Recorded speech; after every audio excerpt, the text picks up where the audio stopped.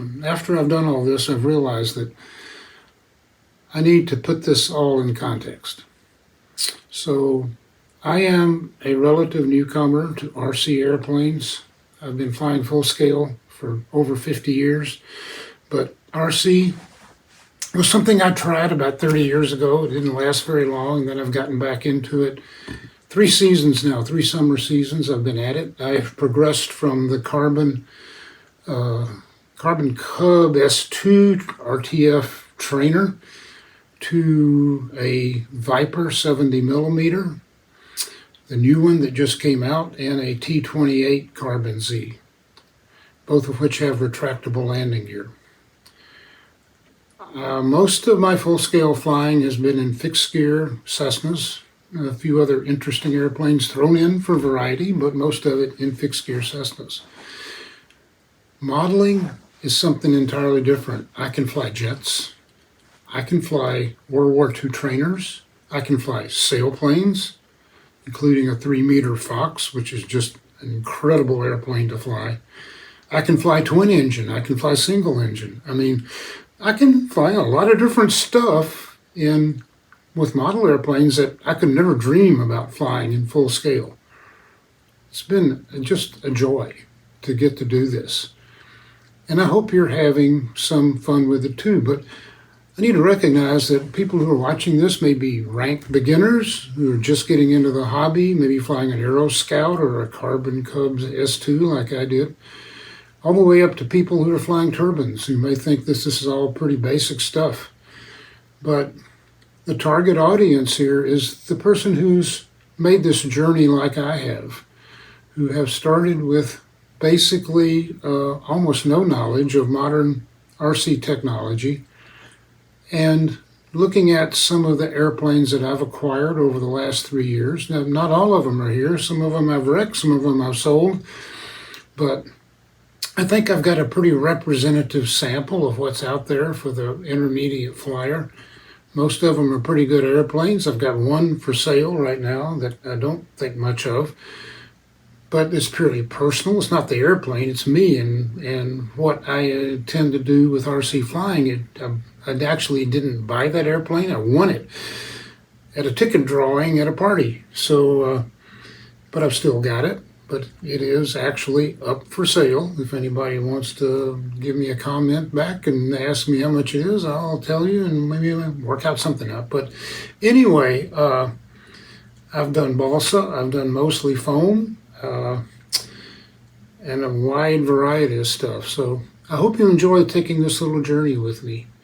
And all of the airplanes will be chapter marked. That is, you can go along the bottom of the scroll line and pick the airplane you want to see, or you can just watch it all the way through. If you watch it all the way through, I congratulate you on your patience. So enjoy. And this is being filmed just a week before Christmas, so Merry Christmas and Happy New Year to you. Thanks a lot for watching. Welcome back to my basement workshop, such as it is. Today in the central Indiana area, we're having snow squalls with winds up to 40 miles an hour and temperatures in the 30s. Not a particularly good day for outside activities, so I thought I'd do something inside. And what I'm going to do is go through my entire flying inventory and give you just a quick review on what I've noticed about the 14 or so aircraft that I have available. And the first one I'm going to do is one that my wife actually bought me, believe it or not, 3 years ago for Christmas. And it is the Sharper Image DX2 quadricopter right here. Not recommended at all. This is a toy. Not a dangerous toy, but it is a toy. It has zero stabilization. You have to stabilize it with the trim controls. And it is basically very difficult to fly. I'm going to do just a real quick hover here with it.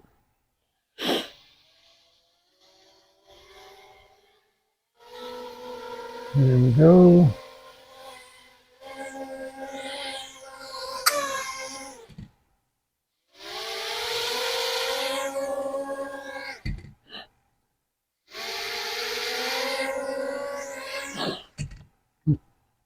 sufficient. So let's see if I can get it trimmed up here. Let's see, it's flying toward me. A couple of clicks there.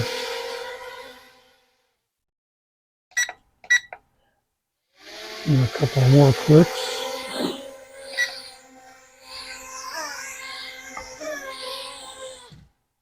Anyway, you get the point. Shouldn't be flown inside.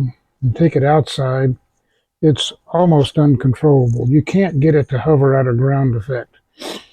I suppose it could be fun, and does have a flip mode, but I guess it could be fun for a kid to get started, but basically pretty much a waste of money. So the next airplane I got was the Carbon Cub S2, the trainer version, the ready-to-fly version, which I don't have anymore. I sold it after a year because I have very limited room down here, and it was a good little trainer. I bought the ready-to-fly version with the DXS transmitter, and it had fulfilled its function. I was ready to graduate, so I went out and got an extra 300, which I never flew. Looking at it and those huge controls and thinking about how beautiful that airplane was, I decided to sell it to someone who was more experienced than I was, and I found a guy who belonged to a local club, found him via Facebook Marketplace, and he bought it from me, and he still has it, still flies it on a regular basis. It still looks great, but if I had flown it, it would probably have been salvaged for parts. And then I bought a Timber X, thinking that, well, if I wreck this one, so what? And I did. I put a receiver in it, didn't know what the heck I was doing in terms of programming it. Took off very first flight, and it was totally uncontrollable. And I did not have it set up so that I could turn the gyros off, and it totally obliterated itself. Saved some parts out of that, and then I moved on, and some of those airplanes I still have, some of them I don't. But as I recall, the next airplane I got was a Turbo Timber, not the Evolution, the older one. I traded something in on it. It was another Timber X that I bought, and I did manage to get it flying, got it programmed correctly. And I traded that Timber X in on a Turbo Timber with a guy up north of here, and flew it for a long time. And finally sold it and got a Turbo Timber Evolution, which I still have. And most of the other airplanes I still have. So I'm going to start going through these in chronological order and give you just some general impressions from my point of view of what they do and what they don't do. Some of them are really interesting. I just bought several this year, had a lot of fun with them. Some of them I'm not quite sure I'm going to keep, but here we go. Let's go on this little exploratory adventure, and I will bookmark all of the airplanes so that you can just pick and choose if you want to. This is going to take a while. It might take a couple of days to do this. I don't know, but we'll see. And thank you for watching. And if you like, please subscribe, or at least give me a little thumbs up, like. Okay, this is, as you probably well know, if you know anything at all about these modern foam airplanes, this is the Turbo Timber Evolution. And it's hard to find enough good things to say about this one. Unlike that quadricopter I just demoed, this airplane has been just a joy to fly and a joy to own. I've had almost no issues with it at all, except for one I documented here on YouTube, where this entire cowling and motor mount all flew off, climbing out at a little airfield south of here in Columbus, Indiana, and I never was able to find any of that It went off into the woods with a lot of poison ivy in there. I looked in, could never find it, and I got a new fuselage, new motor, new cowling and everything. Hooked it all back up. Oh, a new prop and spinner too, and of course the collet. Hooked it all back up, and it's been flying ever since. I've probably got more flights on this airplane than anything else in the fleet. It is so easy to take off. It lands like a dream. Have made a few modifications to it. I've replaced the wheels with some Dubro wheels, and I've replaced the original landing springs with the new twin turbo landing springs, or landing gear springs. Otherwise, it's been pretty much trouble-free. I've never replaced any servos, never replaced the wings. Occasionally one of these little red lights on the top or the bottom will pop out and you just stick it back in. I did add a servo underneath for a bomb drop. It was a very simple bomb drop using flat washers for a bomb. And but otherwise, nothing really has gone wrong with it. And Horizon Hobby has been really good in supporting what happened with that motor mount. And when I put the new fuselage back together, I made sure to epoxy that motor mount in really, really well. So far, what can I say? Use all kinds of turbo timber. Reviews out there, people showing everything from student pilots flying it to people who are much better pilots than I am doing 3D with it. So, you know, it's a very, very, very capable RC airplane. Has been around a long time and will probably continue to be around a long time in the E-Flite inventory. You can still get parts, in fact, for the original version of this, and I don't see this one changing much in the future. So that was my salvation, really, when I got this airplane and figured out I could actually really fly it and fly it well. It has been nothing but a joy, and I would highly recommend this even as a first airplane, but definitely, definitely, definitely as a second airplane in your fleet. And it's one that you'll want to keep around for a long, long time. This one, I don't think it may get wrecked, but it will never get sold. I love it. Here's another classic E-Flite airplane. And about the same time I got the timber, in fact, honestly, I can't remember which one I got first because they were so close together. I saw a couple of videos on this new Conscendo Evolution, in particular the RC Sailors video, and liked the way it looked. And it's not a very expensive model. I think back then it was $199 for the plug-and-play version that included the AR637TA in it. I liked it so well on the video that I went out and bought one at the local hobby shop. This is not the one I bought at the hobby shop. It's the third one. I've had a flyaway.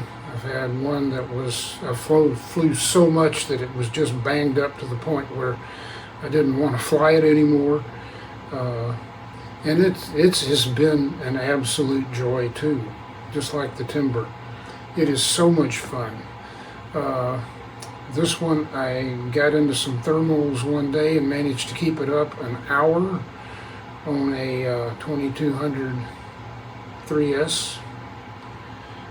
You can put a 4S battery in it. I have a 1800 4S. I fly in it a lot. Oh man, that thing, it is just a hoot. And I've had one now for 3 years. Next to the timber, it's probably got more flights on it than any other airplane in the fleet in total, not on this one, but on all three of them together. And this one has had a few knocks. A dent here in the wing where it ran into something, This wing got cracked. I had to glue it back together. The entire nose cone on this one came off, just like the timber, but I found it and glued it back on. That was this summer, and it's held up really well. I did crack the fuselage here, glued it back together. I've added a GPS module and an altimeter to it as well. The GPS module had to fit on top here. I started putting GPSs on it after I had that flyaway. And what happened was I didn't lose control of the airplane. I lost sight of it.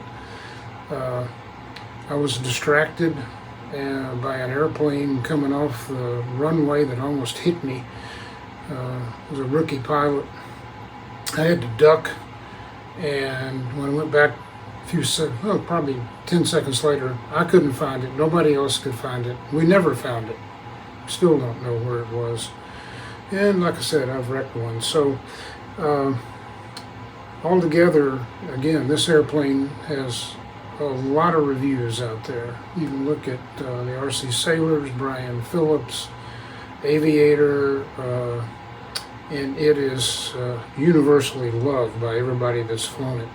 And I'll always have one of these in my fleet too. It's just so much fun to go out on a nice summer afternoon with some thermals, get a chair out of the clubhouse, put that 1800 4S battery in here, and just sit down, just relax, fly it around, catch some thermals, and keep it up for 30-45 minutes. And it's just so graceful flying. I just can't say enough good things about the Conscendo Evolution. If you haven't got one in your fleet, you may think you won't like sailplanes, but you really ought to try this on a summer afternoon when you have some time to kill. It's very, very relaxing flying. Okay, the next two models we're going to look at are a PA-28 Cherokee 140 vintage late 60s and the Cessna 150 Carbon Z version, both from E-Flite. These two, I have mixed feelings about them.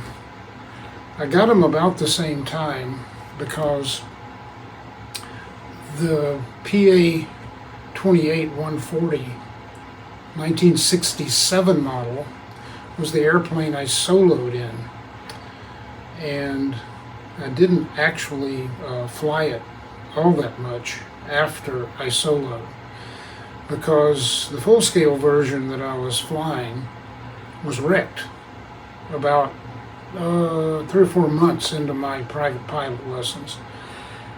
Pilot took it out, tried to land it on a grass runway. He didn't realize it was wet grass, hit the brakes, and skidded into a fence and destroyed destroyed one of the wings, the right one or the left one, obviously, but I can't remember. Anyway, the wing was destroyed. The insurance company wrote it off, and then they salvaged it. They sent it off. Somebody bought it eventually, because it's still on the registry. November 7135 Romeo is somewhere out west now. Still flying.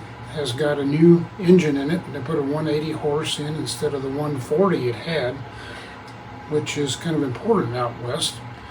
I have had issues with this airplane, mainly my issues. The nose gear is very fragile. It does not like to be landed nose wheel first. That is the second or third nose wheel assembly I've put in it. I put new wings on it after I tore one up, just like the full-scale version, only it had to do more with a stalk of corn than a fence post. And I didn't like the motor that came with this airplane because the motor shaft was tiny. So I had an extra turbo timber motor, prop, and spinner laying around, which I have put on here. That is off of a turbo timber. And the story behind the motor is a long one. I won't get into it, but I had to buy the spinner. I had an extra prop. And I really like it. It actually flies, I think, better with that motor and spinner on it than it did stock. I've got a lot of flights on this airplane. It's got a few dings on it. It flies great. I mean, there's no issue with the way it flies. It's just that when they put that nose gear on there, they did not build it very well. It's not well designed, and it definitely will break if you land on it first. But you can still get spare parts. They're not very expensive, and for someone who was able to fly this thing a little while back in his early 20s, just having it around now is just another joy of RC flying. Be able to live vicariously and take old 7135 Romeo back up again. At about the same time I bought the Cherokee, I also bought this Cessna 150, absent the wings here. 2871 Sierra was the full-scale Cessna 150 that I used for the rest of my private pilot training, and got my private license in it, and flew it another 160 hours or so, on my way to 200 hours when I thought, you know, okay, now I'll get a commercial license.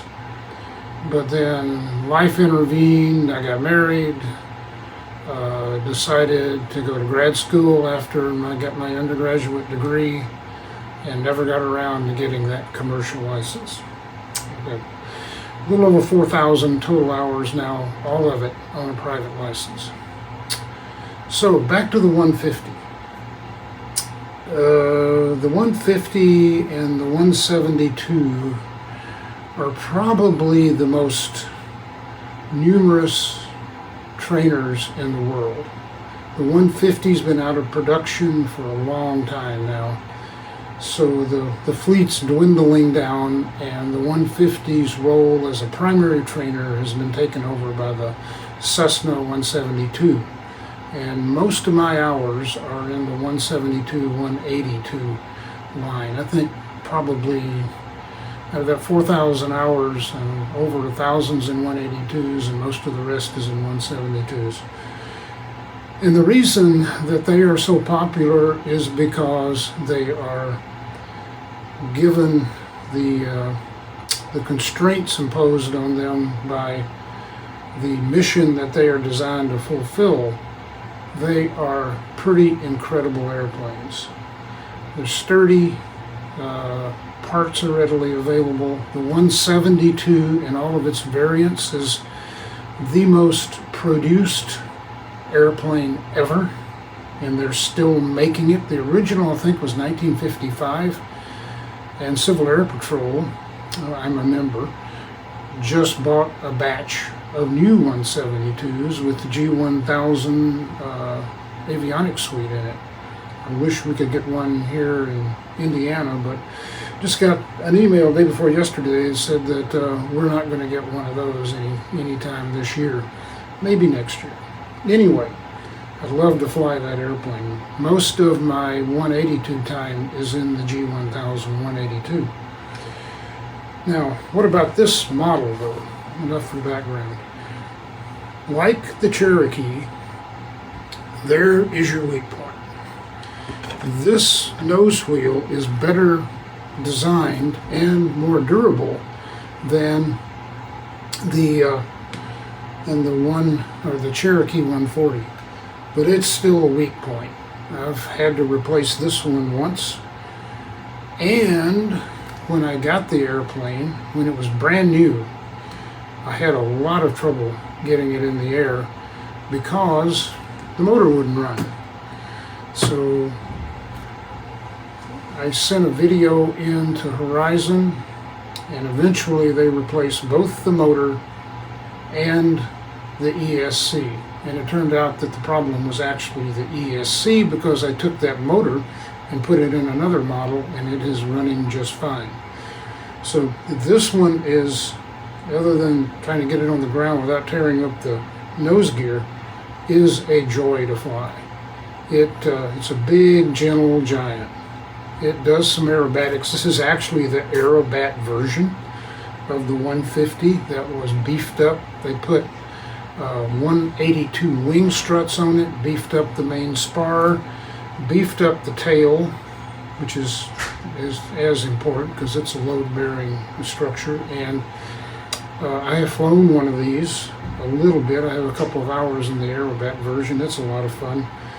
But again, most of my hours in the 150 are a long time in the past, and I bought this one only because I have some nostalgia for flying that airplane when I was back in my early 20s. And it's the one I took to Paris, Tennessee to get my private pilot in. And it got me there, got me back, and I got my license. So also last summer, I walked into the clubhouse at one of my 2 flying fields. Yes, we have a clubhouse. It's heated, air conditioned, has windows, all that good stuff. And on our exchange table inside this clubhouse, where we put airplanes for exchange or sale, I found this little Mini Vapor sitting there with a $20 price tag on it and just couldn't turn it down. The Mini Vapor is really intended for indoor flying, but I don't have anywhere to fly it indoors, so I wait for a nice calm summer evening, and after dinner, grab this thing, take it out in the backyard and fly it around, going around trees and bushes and just having a blast with it. It's a lot of fun. Okay, back after a little break, wrapped a few Christmas presents, and on to the next thing. This is another one that I got early last year, little DJI Mini 3. And unlike the first quadricopter that I showed you, this one I definitely recommend. Of course, you don't buy a quadricopter for the flying, you buy it for the camera. And this is definitely a first time, high quality at least, 1080p. It'll actually do 4K sort of video. 1080p is pretty good. The DJI is famous for being an extremely stable platform, highly, very, very stable. You can just literally take it off, park it at 20 feet, walk off, and it will run until the battery runs down and it'll land itself. It's extremely capable. It does not have any obstacle avoidance at all built into it.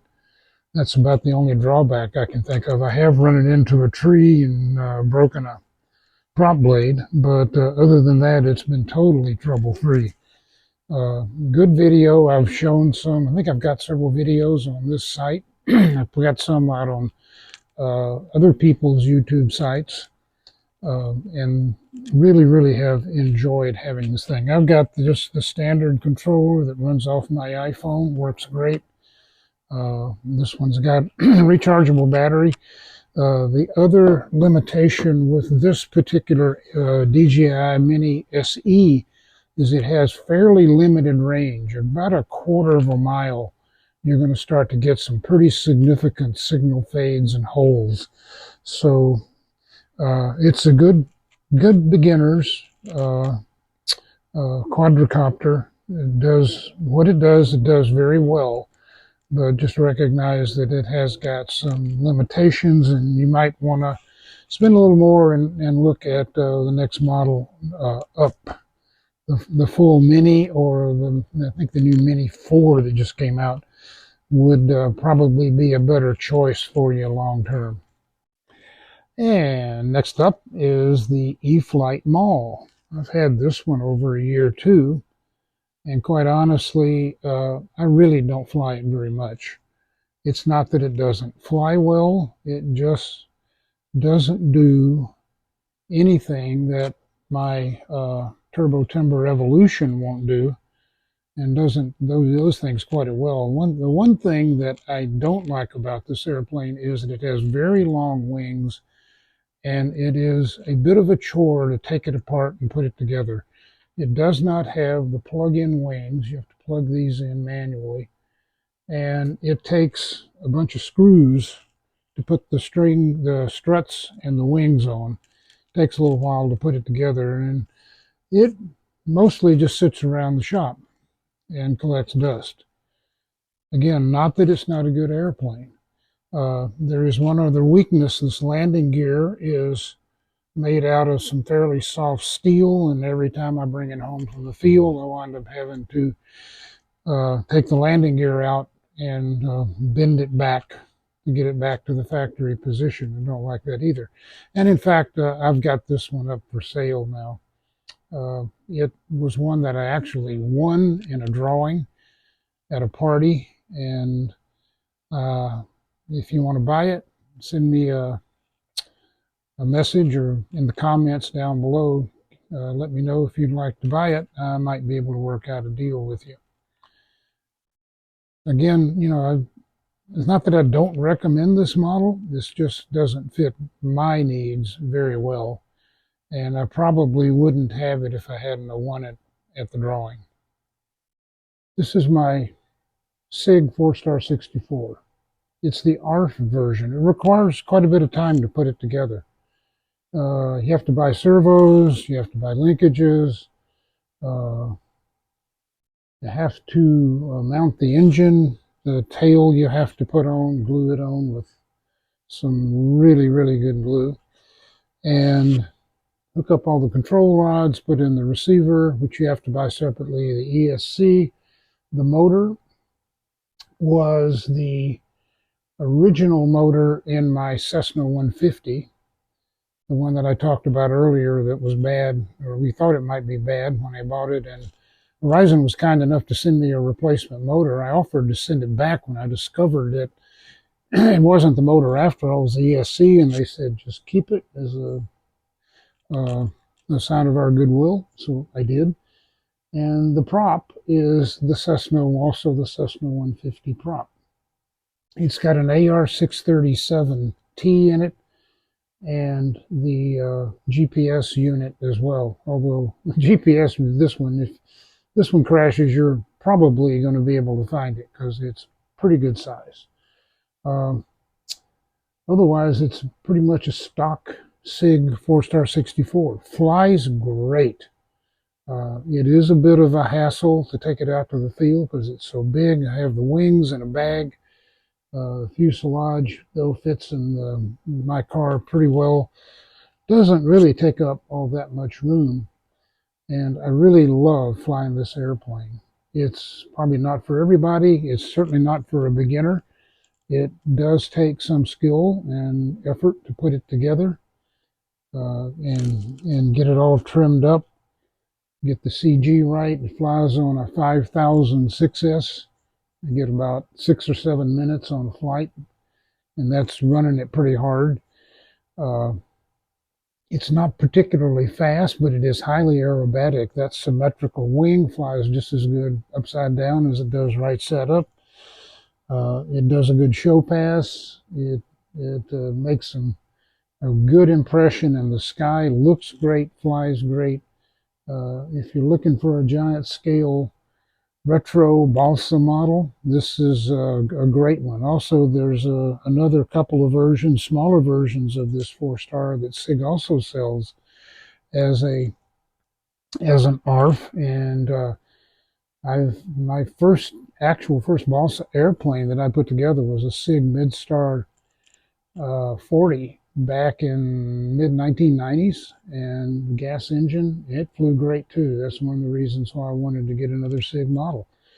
So you get tired of get tired of foam, and you want to get something that's balsa and pretty easy to put together. You don't want to spend all the time gluing all the balsa together and then covering it.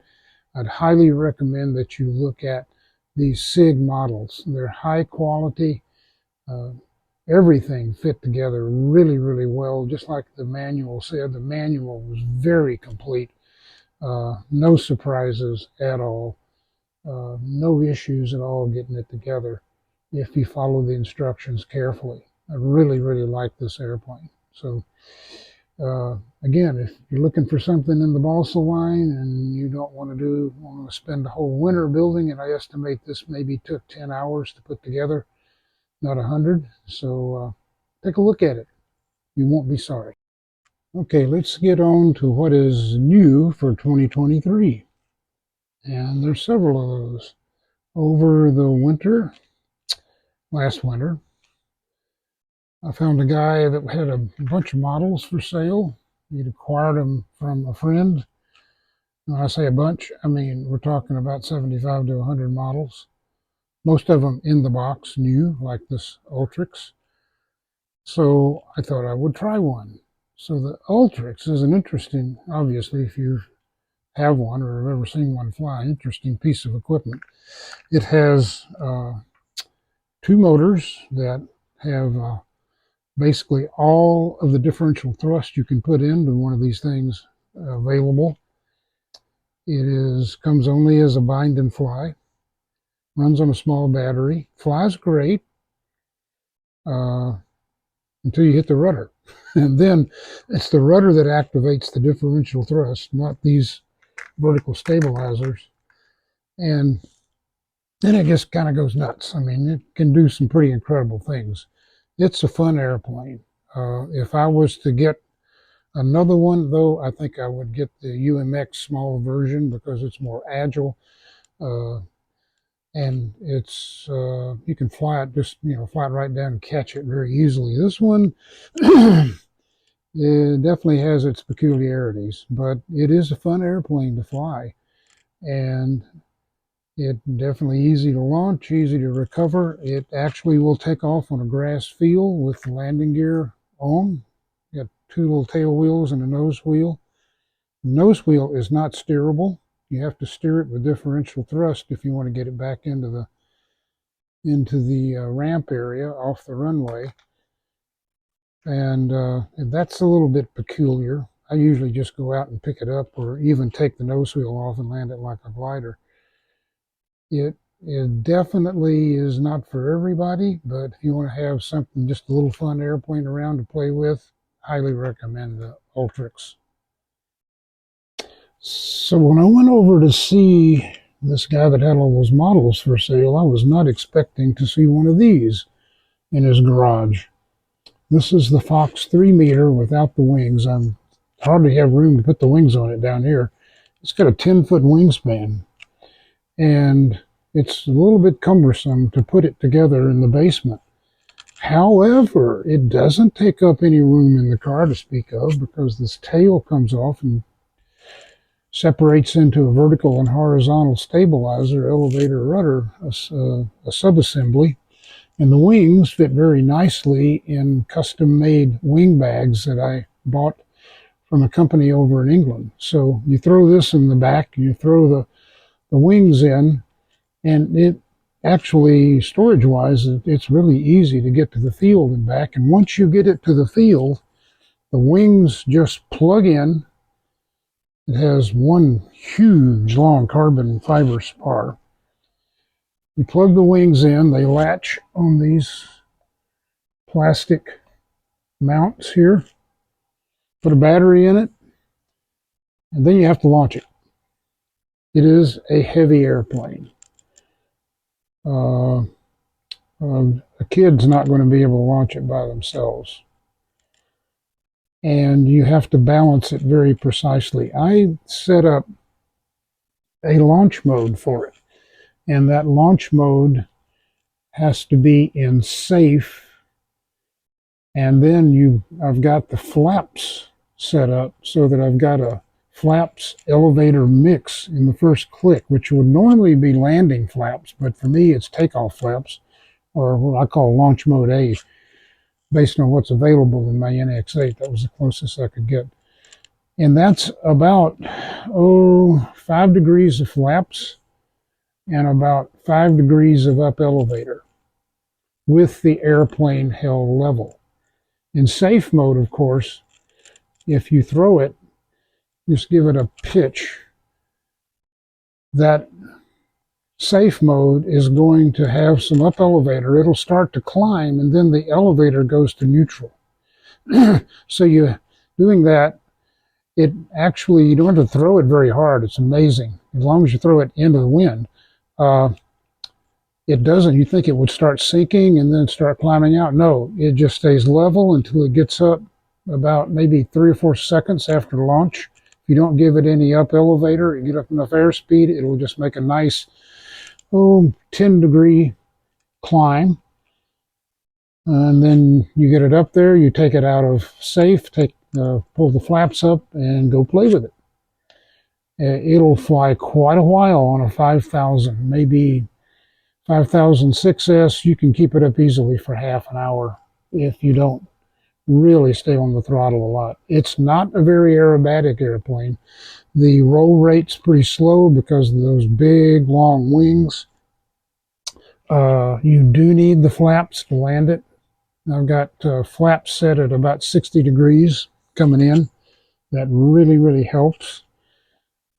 And it is a beautiful flyer if you like sailplanes. It looks just gorgeous in the air. The guys at the field just love to see it fly.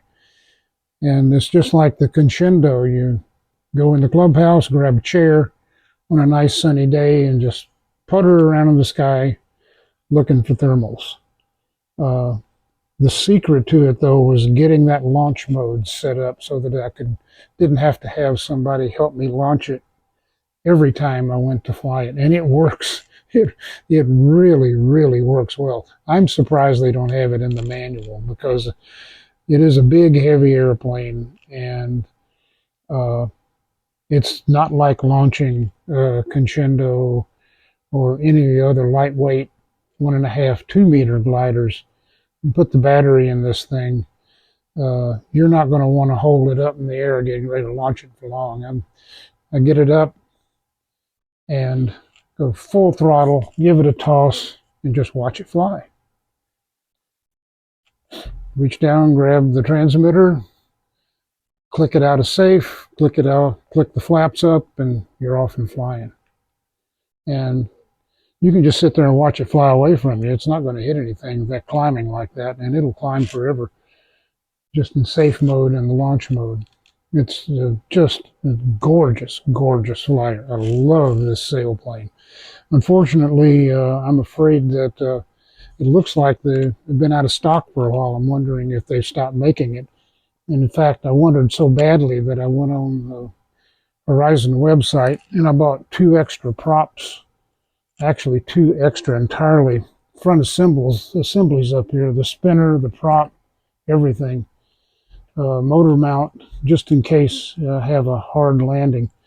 But so far, so good. It lands like a dream. I landed in safe because you don't want a wingtip to touch. And it's cartwheel, so when it lands, it's coming in safe mode with full flaps and a little bit of power until almost a touchdown.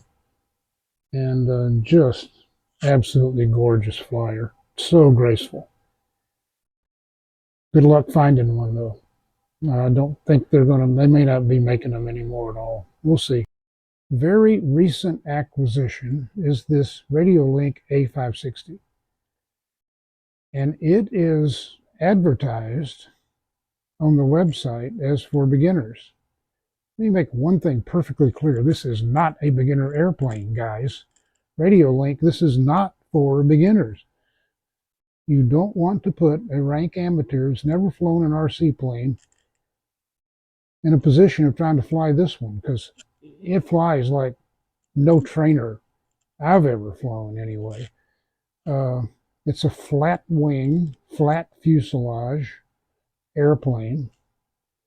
It has plenty of power. It has a really strange prop mount, though. The prop mounts on a hub, but not with a screw or rubber band holds it on, which I guess is a safety feature. But I found already that it doesn't do well if it lands nose down, because what happens is this prop will hit and it'll come off the hub, not break, it comes off the hub, but this rubber band here that holds it on pops off. And if you're flying off of grass, good luck finding it, because in fact, I ordered an extra prop for it. I think it comes with 10 of these rubber bands per prop. Obviously, that's been a problem with people that fly these things. Anyway, it has some very interesting flight characteristics. Because of the flat wing, it's got to have a positive angle of attack to develop any lift. And in order to turn, I found that you need some power. You need some airflow across this rudder. The ailerons themselves don't do a very good job of turning it by itself without some power. The controller or transmitter for this airplane over here looks like this. It's got two switches on the front. Both switches down is the equivalent of E-Flite safe mode. Flip middle position, this is like taking safe off, and both up is very odd. The airplane both up tends to go into a vertical hover. My experience so far is that isn't all that stable. It works, but I haven't been able to actually get it to hover without climbing. Every time I've tried to do this, if I didn't have enough power in for it to climb, it would climb straight up.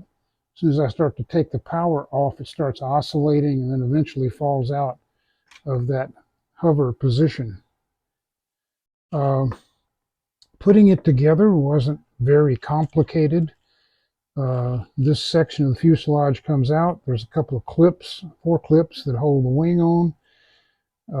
The controls are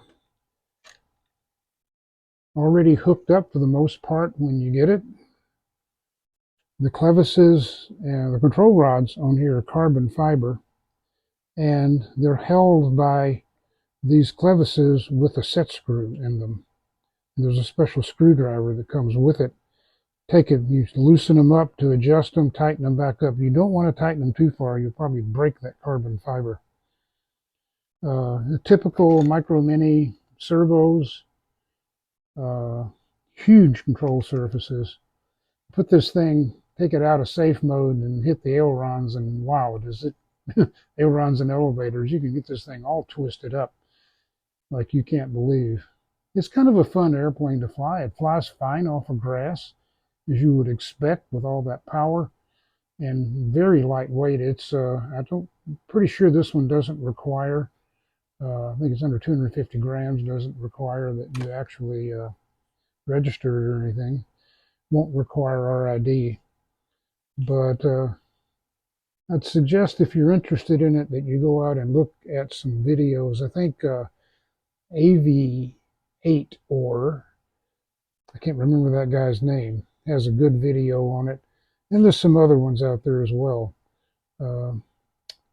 Very, very interesting technology built into that receiver to do the things that it's supposed to do, and probably just need to do a little fine tuning on it. One thing I did do in way of fine tuning was I moved the clevises on the ailerons in a couple of slots.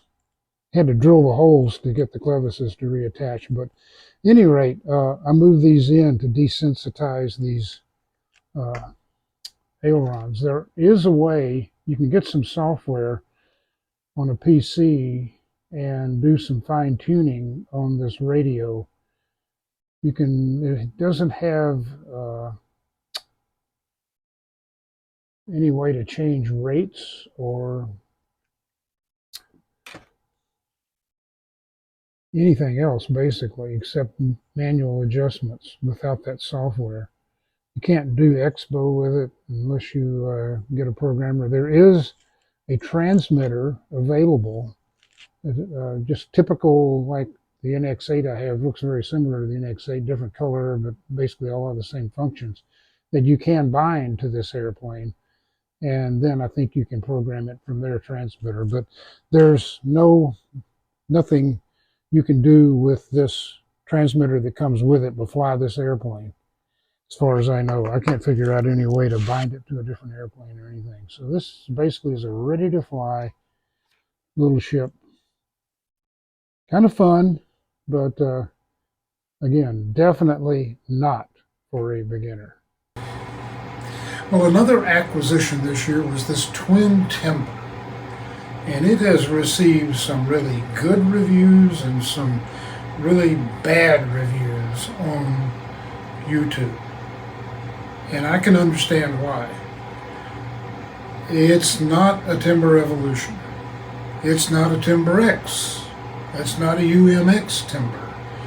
It's actually a fairly unique airplane, and it does some things differently.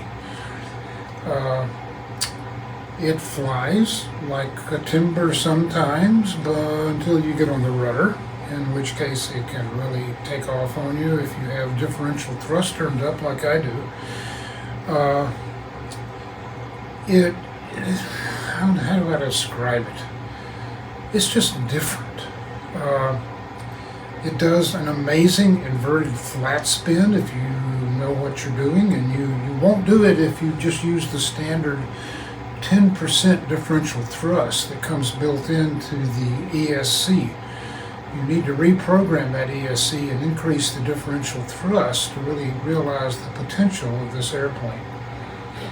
If you turn the rates down, it flies really well. If you turn the rates up, and I do not have the flaps and the ailerons hooked up together so that I can get maximum roll rate, but when you turn the rates up because of the inertia of those two engines or motors, you're not going to get the same roll rate that you will with the Timber X.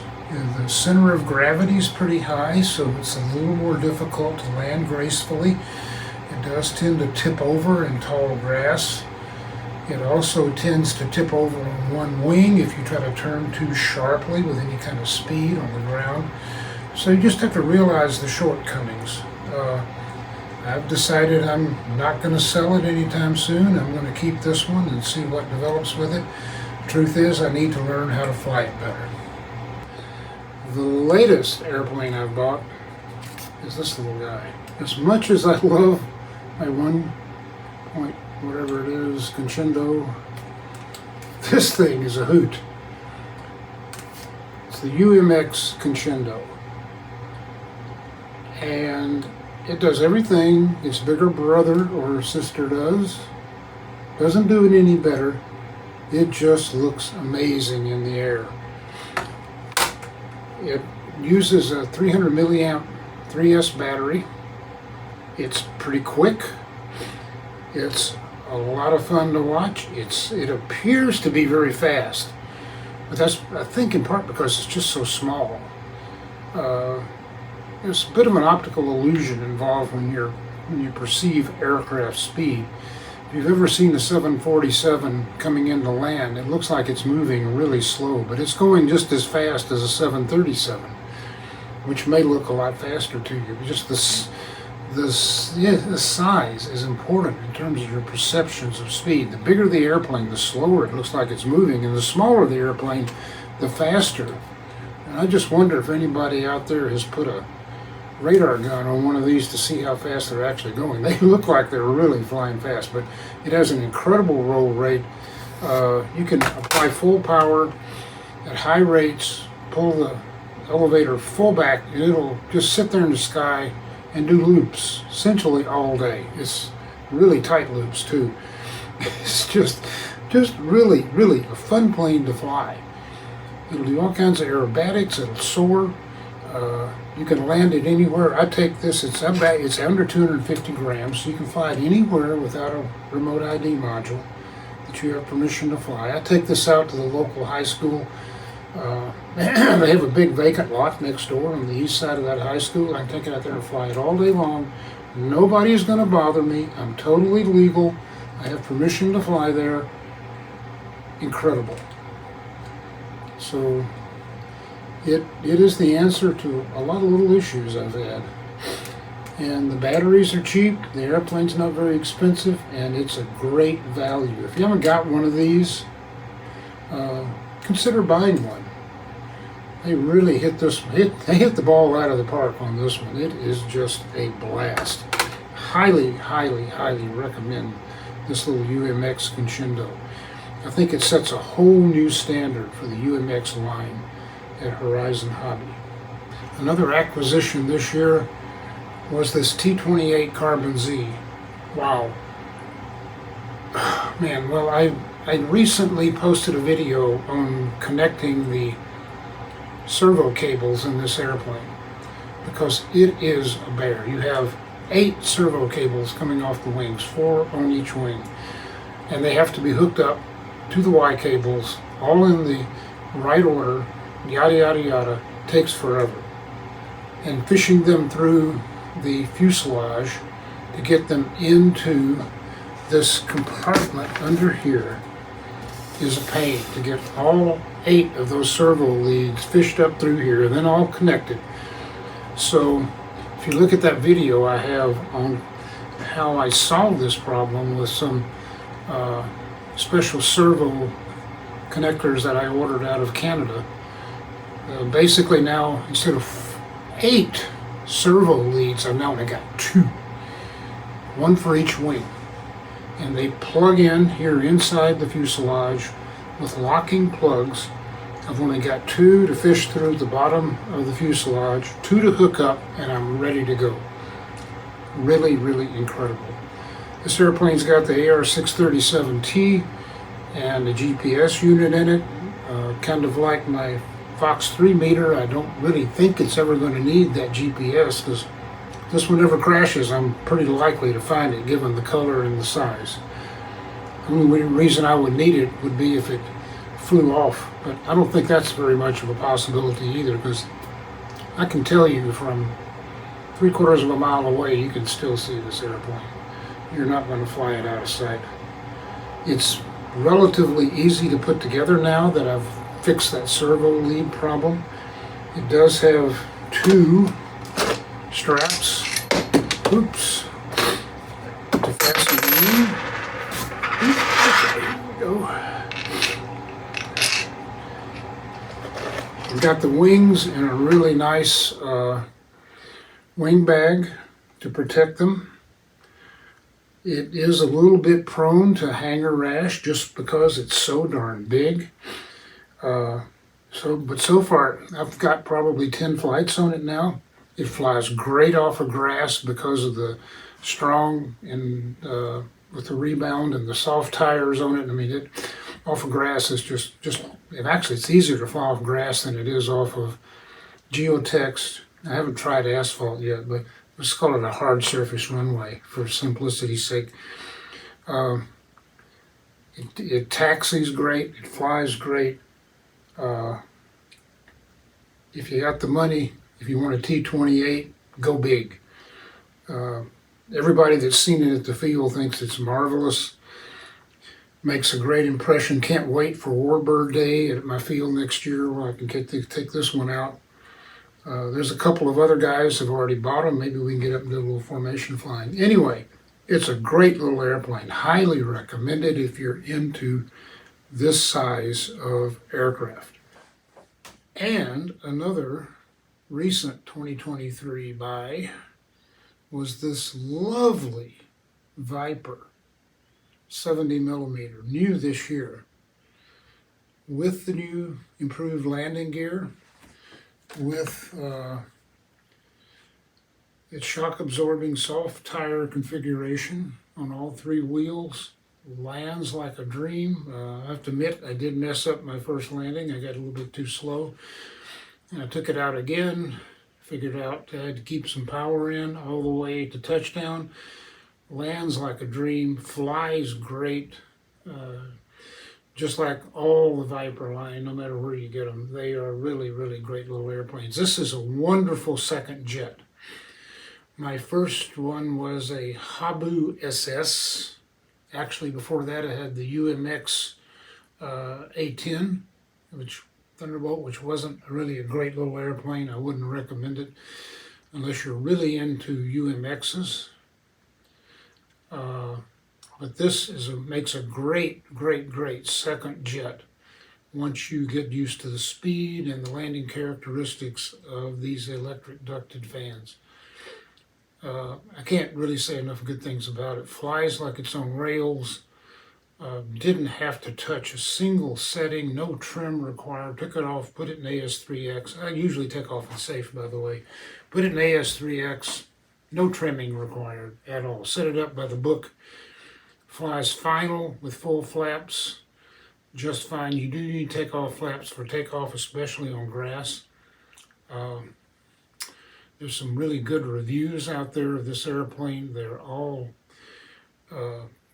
praising it, and it's well deserved. If you want a jet that will approach 100 miles an hour in level flight with the gear and flaps up, this is a good one to get. There are faster available, more maneuverable available. There are jets that are far more capable than this one. But if you're just getting into jets like I am, this is your second jet.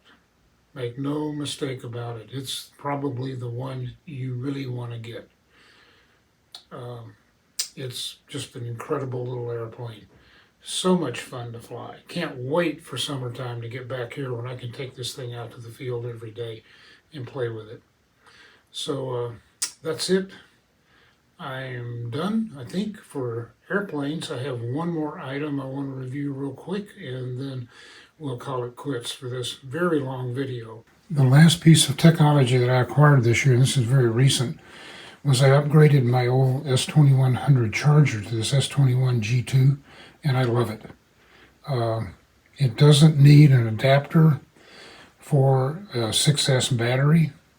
It has EC3 and EC6. It works great with smart batteries. It works great with non-smart batteries.